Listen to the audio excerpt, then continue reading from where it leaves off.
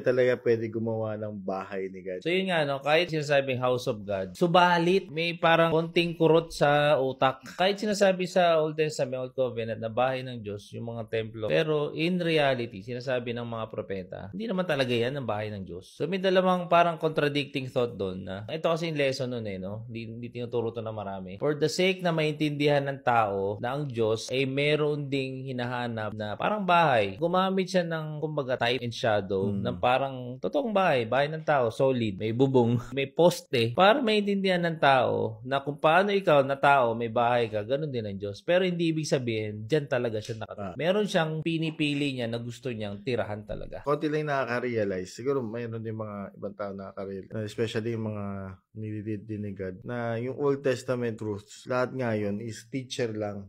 Pangturo lang ni God yun. Baga sa isang teacher, example lang nila. Illustration lang. Yung panahon nila, Jesus, hirap pa nga sila makaintindi ng spiritual things.